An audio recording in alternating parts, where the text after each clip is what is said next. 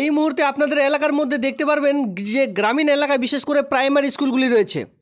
এই যে প্রাইমারি স্কুলগুলি রয়েছে, এই সকল প্রাইমারি স্কুলে কর্মী নিয়োগের একটা নতুন চাকরির বিজ্ঞপ্তি আজকের এই একটা ভিডিওর মাধ্যমে আপনারা দেখতে পারবেন, যেখানে বলা হচ্ছে যে ফ্রি প্রাইমারি স্কুলগুলিতে শিক্ষক শিক্ষিকার সঙ্গে গ্রুপ সি গ্রুপ ডি চাকরির বিজ্ঞপ্তি এই মুহূর্তে প্রকাশিত হলো।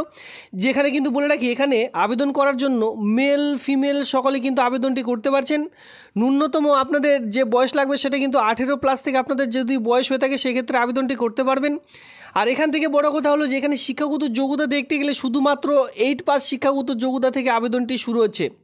8 পাস শিক্ষাগত যোগ্যতা থেকে আবেদনটি শুরু হচ্ছে। যদি আপনারা কেউ এই যে আপনাদের এলাকার মধ্যে দেখতে পারবেন ব্লক ওয়াইজ বিভিন্ন রকম গ্রাম পঞ্চায়েত রয়েছে, এই বিডিও অফিস ওয়াইজ বিভিন্ন রকম গ্রাম পঞ্চায়েত রয়েছে, সেই সকল গ্রাম পঞ্চায়েতের আন্ডারে বিভিন্ন রকম ছোট ছোট ফ্রি প্রাইমারি স্কুলগুলি রয়েছে। এই সকল ফ্রি প্রাইমারি স্কুলগুলিতে ইতিমধ্যে চাকরির বিজ্ঞপ্তি প্রকাশিত হয়েছে। শিক্ষক শিক্ষিকা গ্রুপ ডি গ্রুপ সি সহ বিভিন্ন রকম চাকরির বিজ্ঞপ্তি এই মুহূর্তে কিন্তু প্রকাশিত হয়েছে, যেখানে 8 পাস থেকে গ্র্যাজুয়েশন পাস শিক্ষাগত যোগ্যতা পর্যন্ত এখানে আপনারা যে শূন্যপদ সে সকল কিন্তু দেখে নিতে পারবেন। তো আজকের এই ভিডিওটি প্রথম থেকে শেষ পর্যন্ত দেখলে কমপ্লিটলি ইনফরমেশন একটি ভিডিওর মাধ্যমে পেয়ে যাবেন। সাথে সাথে যে সকল বন্ধুরা একেবারে নতুন রয়েছেন চ্যানেলটিকে সাবস্ক্রাইব করে আমার সঙ্গে থাকবেন এমনই নিত্য নতুন ভিডিও সবার আগে দেখবার জন্য। এখানে বলে রাখি, যারা বিশেষ করে গ্রুপ ডি পোস্টের জন্য আবেদন করবেন তাতে কিন্তু কোনোরূপ রিটেন টেস্ট নেই, শুধুমাত্র ইন্টারভিউর ভিত্তিতে পুরো প্রসেসটিকে কমপ্লিট করতে চলেছে। এখানে কোনোরূপ লিখিত পরীক্ষা নেই গ্রুপ ডির জন্য। জাস্ট একদিন আপনাদের যেতে হবে, সমস্ত রকম ডকুমেন্টস নিয়ে জাস্ট ইন্টারভিউ নেওয়া হবে। ইন্টারভিউ ঠিকঠাক দিতে পারলে এই যে ফ্রি প্রাইমারি স্কুলগুলো রয়েছে সেখানে কিন্তু গ্রুপ ডির জন্য আপনারা এই যে এই কাজটি কিন্তু পেয়ে যাবেন সরাসরি। তো চলো আমি আপনাদের এক এক করে নোটিশগুলি দেখিয়ে দিই। দেখুন, এই যে ফ্রি প্রাইমারি স্কুলগুলি রয়েছে, দেখুন এখানে ফ্রি প্রাইমারি স্কুলগুলিতে যে নিয়োগটি বিজ্ঞপ্তি প্রকাশিত হয়েছে এটি কিন্তু কন্ট্রাকচুয়াল ভিত্তিক। একটু উপরে দেখলে এখানে আপনারা লক্ষ্য করতে পারবেন অন কন্ট্রাকচুয়াল বেসিক। এবার কত দিনের কন্ট্রাকচুয়াল সেটা বলা হয়নি, শুধুমাত্র বলা হয়েছে যে কন্ট্রাকচুয়াল ভিত্তিক হিসাবে এই নিয়োগটি করা হয়ে থাকবে। মানে যেহেতু আপাতত ফ্রি প্রাইমারি স্কুলগুলিতে যে সকল এক কথায় প্রাইমারি স্কুলগুলিতে এখনও পর্যন্ত গ্রুপ সি এবং গ্রুপ ডি নিয়োগ করা হয়নি, বা যে সকল স্কুলগুলিতে ফাঁকা রয়েছে, যে সকল স্কুলগুলিতে শিক্ষক শিক্ষিকা এখনও পর্যন্ত নিযুক্ত করা হয়নি ঠিকঠাকভাবে, সেই সকল স্কুলে আপাতত কন্ট্রাকচুয়াল ভিত্তিক হিসাবে এই যে কাজটি কিন্তু আপনাদের নিয়োগ করা হচ্ছে। এবার কত দিনে কন্ট্রাকচুয়াল থাকবে সেটা কিন্তু এখানে উল্লেখ করা হয়নি, তবে বিভিন্ন রকম গ্রাম পঞ্চায়েত এলাকায় এই যে ফ্রি প্রাইমারি স্কুলগুলি রয়েছে এই সকলের মধ্যে আপনারা কিন্তু পোস্টিংগুলি পেয়ে যাবেন। তো তার জন্য আবেদন করার জন্য এখানে আপনারা দেখতেই পাচ্ছেন paste of passport size photograph. এখানে কিন্তু আপনাদের আঠা দিয়ে পাসপোর্ট মাপের যে ছবি সেটা কিন্তু বসাতে হবে। আর এই ফর্মেটে দেখে বুঝে গেছেন যে আজকের যে আবেদন সেটি কিন্তু অফলাইনের মাধ্যমে আপনাদের কমপ্লিট করতে হচ্ছে। ফার্স্ট অফ অল, যারা 8 পাসে আবেদন করবেন 8 পাসের লিভিং সার্টিফিকেট দেখে সমস্ত রকম পূরণ করার চেষ্টা করবেন। আর ধরুন আপনি 8 পাস করেছেন, তবে আপনার কাছে মাধ্যমিকের ডকুমেন্টসও রয়েছে, সেক্ষেত্রে মাধ্যমিকের অ্যাডমিট কার্ড অনুযায়ী আপনারা কিন্তু এটি ফিল করতে পারেন। এবার মাধ্যমিকের অ্যাডমিট কার্ড অনুযায়ী নিজের নাম, আর যদি আপনার কাছে একান্ত যে 8 পাসেই থাকে সেক্ষেত্রে লিভিং সার্টিফিকেট দেখে সমস্ত রকম পূরণ করার চেষ্টা করবেন। এবার আপনার কাছে যদি লিভিং সার্টিফিকেট না থাকে, অনেকে কি করে লিভিং সার্টিফিকেট তুলে না, ঠিক আছে, তবে স্কুল থেকে বের হওয়ার পরেও লিভিং সার্টিফিকেট যারা তুলেননি তাদেরকে বলবো আপনারা কিন্তু এই সকল আবেদন করতে পারেন, কিন্তু সেক্ষেত্রে আপনাদের হয়তো ডাক নাও পড়তে পারে।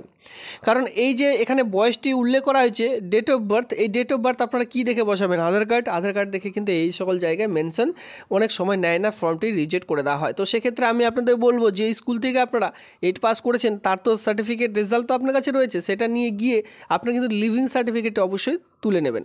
যাদের শুধুমাত্র 8 পাস রয়েছে তারা এই কাজটি করতে পারেন, কারণ কি 8 পাসের লিভিং সার্টিফিকেটের অ্যাডমিট কার্ডের মতন দাম রয়েছে, মাথায় রাখবেন। আর যাদের মাধ্যমিক রয়েছে তাদের তো আর কোনো চিন্তা নেই, মাধ্যমিকের অ্যাডমিট কার্ড দেখে সমস্ত রকম ফিল আপ করে নিলেন। তো ফার্স্ট অফ অল নিজের নাম, আর এই যে ফিল আপগুলি করবেন, যেহেতু এখানে ব্লক লেটারে বলা নেই সেক্ষেত্রে ব্লক লেটারে ফিল আপ করবেন না, সেক্ষেত্রেও কিন্তু ফর্ম রিজেক্ট হয়ে যাওয়ার চান্স 99% থেকে থাকে। তো সেক্ষেত্রে প্রত্যেকটি ফর্ম ব্লক লেটারেই ফিল আপ করার চেষ্টা করবেন, ঠিক আছে। এখানে আপনার নাম, এরপরে আপনার ফাদার্স নেমটি বসিয়ে দিলেন। আর যেটা বলেছিলাম মাধ্যমিকের অ্যাডমিট কার্ড হলে অ্যাডমিট কার্ড দেখে আপনার ডেট অফ বার্থ, অথবা আপনার যে কাছে যদি লিভিং সার্টিফিকেট থাকে লিভিং সার্টিফিকেট দেখে ডেট, এরপরে মান্থ, এরপরে ইয়ারটি আপনারা বসিয়ে দিলেন এক এক করে। এরপর দেখুন ফুল পোস্টাল অ্যাড্রেস উইথ পিনকোড, যেখানে আপনাদের পুরো অ্যাড্রেসটি বসাতে হবে। এবার এই পুরো অ্যাড্রেসটি বলতে কী বোঝায়? যেখানে VILL মানে ভিলেজ, এরপরে পোস্ট অফিস, কমা দিয়ে পুলিশ স্টেশন, এর সঙ্গে আপনাদের বসাতে হবে ডিস্ট্রিক্ট, ডিস্ট্রিক্টের লাস্টে আপনারা বসালেন পিনকোড নাম্বার। এটা হচ্ছে ফুল অ্যাড্রেস, ঠিক আছে। এর সঙ্গে স্টেটও আপনারা বসাতে পারেন, যেহেতু ওয়েস্ট বেঙ্গলের আন্ডারেই হলেই আপনারা আবেদনটি করতে পারবেন, সেক্ষেত্রে স্টেট দিলেও হয় না দিলেও হয়, কিন্তু সেন্ট্রালের যদি অফলাইনে কোনো আবেদন করে থাকেন তো স্টেট কিন্তু সেখানে অবশ্যই মেনশন করবেন। আর যেহেতু এটি স্টেট ওয়াইজ, সেক্ষেত্রে স্টেটের নাম না লিখলেও চলবে, তবে সেক্ষেত্রে village, post office, police station, district এর সঙ্গে পিনকোড, এই সম্পূর্ণ অ্যাড্রেসটি কিন্তু এখানে বসাতে হবে। এরপরে 5 নম্বরে চলে আসবো, কারণ এখানে ভিডিও শুরুতেই বলেছি মেল ফিমেল সকলে আবেদন করতে পারবেন, আদার্সের জন্য কিন্তু এখানে পোস্ট অলরেডি রাখা রয়েছে। তো সেক্ষেত্রে এখানে দেখুন, এখানে যারা মেলে রাইট চিহ্ন দিয়ে, ঠিক আছে, এখানে রাইট চিহ্ন দিয়ে এখানে লিখবেন MALE মেল, আর যারা ফিমেলের রাইট চিহ্ন দিয়ে এখানে লিখবেন ফিমেল, ঠিক আছে, এইভাবে করে লিখবেন। এরপরে বলা আছে রিলিজন, আপনার ধর্ম কি, হিন্দু, মুসলিম, জৈন, শিখ যেটা হয় সেটা কিন্তু এখানে এক এক করে বসিয়ে দিলেন। এরপরে আপনি কোন কাস্টের অন্তর্গত, SC ST OBC যে কাস্টের অন্তর্গত সেটা এখানে বসিয়ে দিলেন। ম্যারিটাল স্ট্যাটাস, আপনার কি বিবাহ হয়েছে কিনা, ম্যারিড না আনম্যারিড সেটা বসালেন। ন্যাশনালিটি অবশ্যই এখানে আপনাদের ইন্ডিয়ান বসাতে হবে। কন্ট্যাক্ট নাম্বার খুবই গুরুত্বপূর্ণ অফলাইনের ফরম্যাটের জন্য। ইন্টারভিউ যেদিন দেবেন বা রিটেন টেস্ট দেবেন, সমস্ত রকম কিন্তু আপনারা এই কন্ট্যাক্ট নাম্বারের মাধ্যমে কিন্তু জানতে পারবেন। সেক্ষেত্রে কন্ট্যাক্ট নাম্বার এবং ইমেল আইডি খুবই গুরুত্বপূর্ণ অফলাইনে ফরম্যাটের জন্য, প্রত্যেকটি ফর্মের মধ্যে আমি কিন্তু বলে থাকি। সেক্ষেত্রে কন্ট্যাক্ট নাম্বারটি আপনার যে পার্সোনাল মোবাইল নাম্বার যেটা আপনার কন্টিনিউ চালাচ্ছেন সেই রকম নাম্বার কিন্তু সেখানে দেওয়ার চেষ্টা করবেন। এখন কি হয়, অনেকে দুটো করে নাম্বার রয়েছে, পার্সোনাল নাম্বারে অনেকে কিন্তু রিচার্জ করেন না, তো সেক্ষেত্রে সেই নাম্বারটি দিলে দেখুন সেই SMS সেখানে আপনাদের দেওয়া হয়েছে, আর আপনি জানেনই না যে আপনাদের রিটেন টেস্ট কত তারিখে রয়েছে বা ইন্টারভিউ কত তারিখে রয়েছে। তো এমন নাম্বার দেবেন যেটা আপনার রিচার্জ থাকে, ঠিক আছে।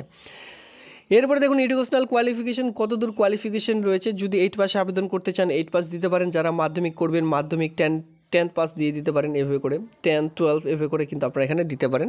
Name of the exam, first of all 8 pass হলে 8 পাস দিলেন, আর যারা মাধ্যমিক দিবেন MP দিলেন। যারা 8 পাসে আবেদন করবেন, ধরুন 8 পাসে কোনো ডকুমেন্টস নেই, মাধ্যমিক পাস রয়েছে, মাধ্যমিকও কিন্তু এখানে অ্যাটাচ করতে পারেন।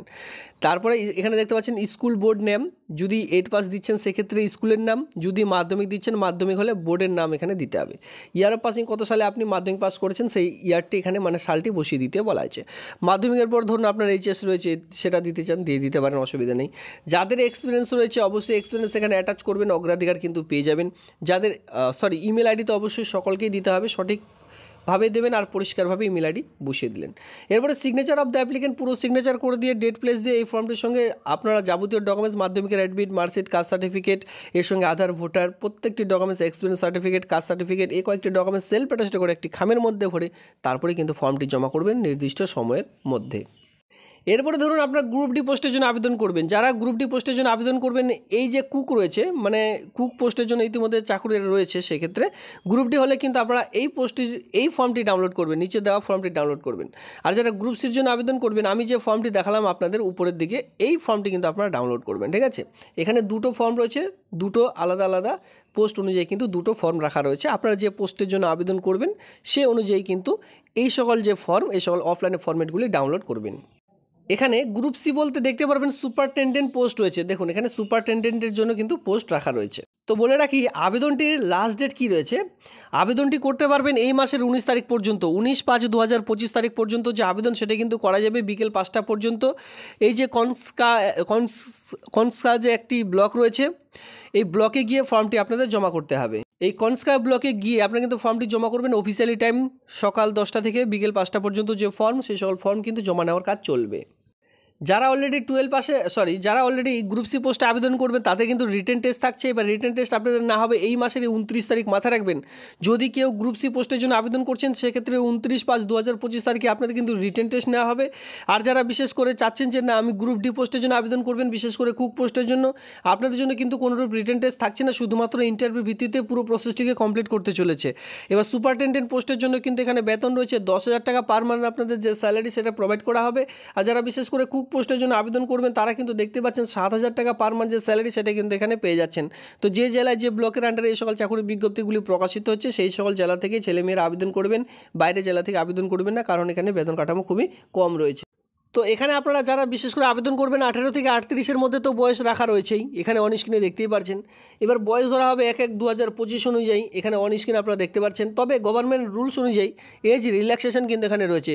ও SC ST হয়ে থাকলে বয়সের 5 বছর, ওবিসিরা বয়সের 3 বছরের ছাড়, এই সকল ছাড় কিন্তু এখানে পেয়ে যাচ্ছেন গভর্নমেন্ট রুলস অনুযায়ী। এইবার যারা বিশেষ করে আমি বলে দিয়েছি যে লোকাল রেসিডেন্সরা হলে কিন্তু এখানে আবেদন করবেন, এটা আমি ভিডিওর মধ্যে বলে দিয়েছি। এর সঙ্গে দেখে রাখুন যারা গ্রুপ সি পোস্টের জন্য আবেদন করবেন, সুপারিনটেনডেন্ট পোস্টের জন্য, তাদের জন্য এখানে শিক্ষাগত যোগ্যতা লাগবে গ্র্যাজুয়েশন, এর সঙ্গে কম্পিউটার। ঠিক আছে, আপনাদের কিন্তু বিএ পাস শিক্ষাগত যোগ্যতা লাগবে, সঙ্গে একটি কম্পিউটার সার্টিফিকেট লাগবে আবেদনটি করবার জন্য, তাহলে আবেদনটি করতে পারবেন। আর যারা কুক পোস্টের জন্য আবেদন করবেন শুধুমাত্র 8 পাস থাকলে আবেদনটি করা যাচ্ছে। দেখুন এখানে 8 পাস করা থাকলে যদি আপনারা কিন্তু এখানে আবেদন করতে পারছেন। এখানে এও বলা হয়েছে যদি সুপারিনটেনডেন্ট পোস্টের জন্য কোনো এক্সপিরিয়েন্স থেকে অগ্রাধিকার পেয়ে যাবেন। কুকের জন্য যদি কোনোরূপ এক্সপিরিয়েন্স আপনাদের থেকে কমপক্ষে 12 মাসের, ঠিক আছে, 1 বছর যদি এক্সপিরিয়েন্সগুলো দেখাতে পারছেন, অগ্রাধিকার কিন্তু এখানে আপনারা পেয়ে যাবেন, যেটা অন স্ক্রিনে এখানে দেখতেই পাচ্ছেন। তো এই হচ্ছে রিক্রুটমেন্টের নোটিশ, আমি যেটা এক এক করে আপনাদের দেখিয়ে দিলাম। এরপরেও যদি আপনাদের কোনোরূপ কোয়েশ্চেন থেকে থাকে অবশ্যই কমেন্ট সেকশনে কমেন্ট করবেন। ধন্যবাদ।